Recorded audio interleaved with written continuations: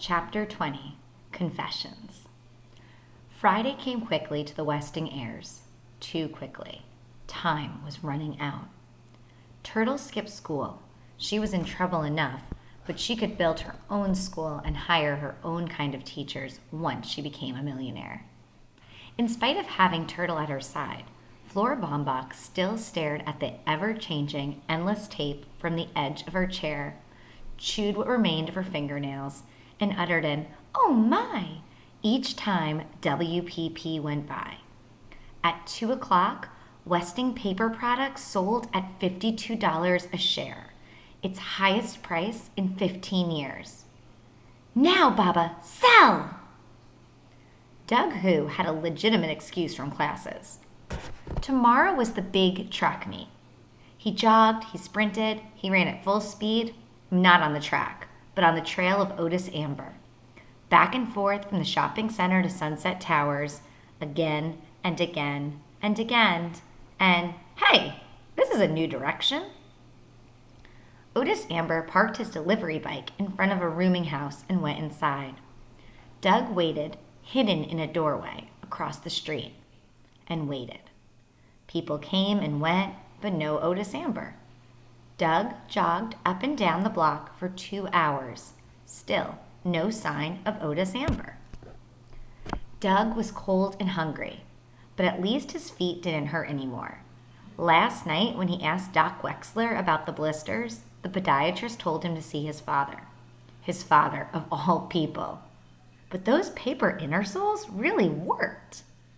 At 5 o'clock, Otis Amber skipped out of the rooming house, hopped on his bicycle, and returned to Sunset Towers empty-handed. Doug's assignment was over. Well, almost over. Where was Theo? Theo was being patched up in the hospital emergency room after a slight miscalculation in his solution experiment. Fortunately, no one was around when the blab blew up. "You like playing with explosives, kid?" the bomb squad detective asked. Accidents in high school chemistry were not unusual, but this student lived in Sunset Towers. "I was experimenting on chemical fertilizers," Theo replied, wincing as the doctor probed his shoulder for a glass shard. "The first bomb went off in your folks' coffee shop, right? Your mother and father work pretty hard, don't they?" "They work harder than I do. Why all the questions? Your captain said the Sunset Tower explosions were just fireworks."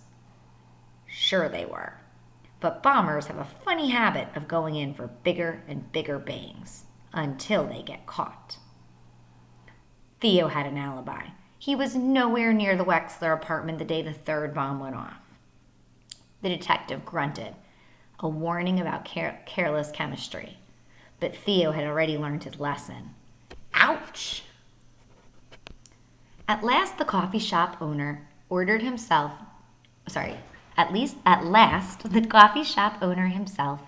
the up order. The judge came right to the point.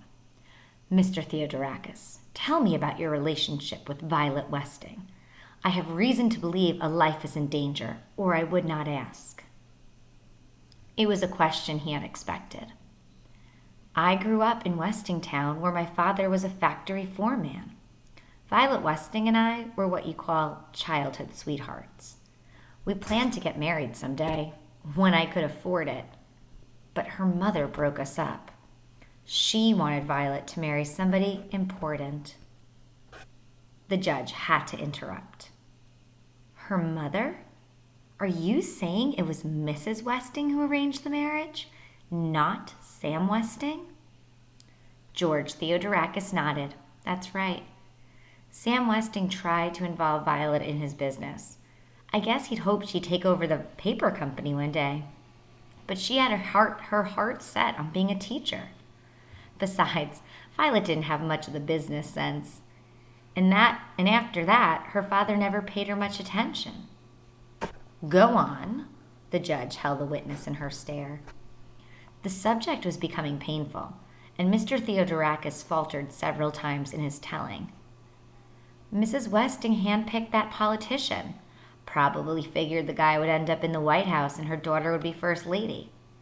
But Violet thought he was nothing but a cheap political hack, a cheap crook. Violet was a gentle person, an only child.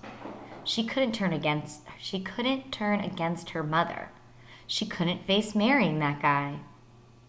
I guess she couldn't find any way out except...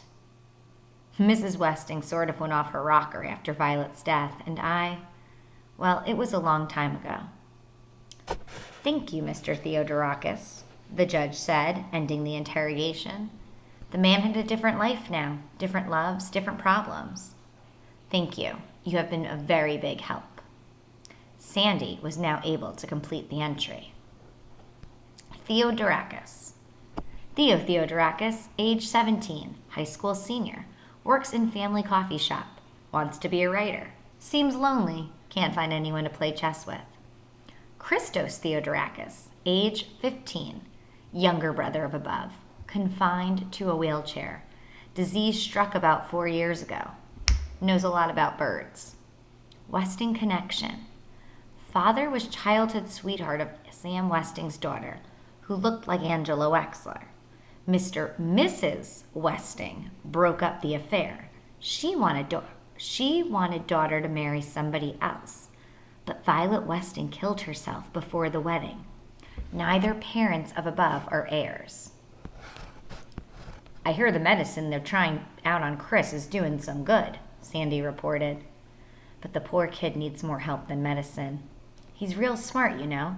Chris could have a real future, be a scientist or a professor even. But it'll take a pile of money, more money than his folks could ever make, to put him through college with a handicap like that. The parents interest me more, the judge said. Why are they not heirs? Sandy had some thoughts on that too. Maybe Sam Westing didn't want to embarrass George Theodorakis himself, being married and all. Or maybe Westing figured he'd be too busy with his coffee shop to stay in the game. Or maybe Westing blamed him for his daughter's death, figuring they should have eloped. No. If Sam Westing blamed Mr. Theodorakis, he would have made him an heir in this miserable game. The judge replied, There are too many maybes here, which is what Sam Westing planned. We must not allow ourselves to be distracted from the real issue. Which heir did Sam Westing want punished? The person who hurt him most? Sandy guessed. And who would that be? The person who caused his daughter's death? Exactly, Mr. McSuthers. Sam Westing plotted against the person he held responsible for his daughter's suicide. The person who forced Violet Westing to marry a man she loathed.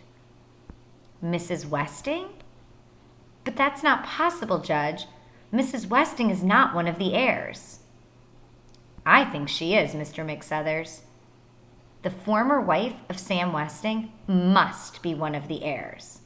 Mrs. Westing is the answer, and whoever she is the one we have to protect.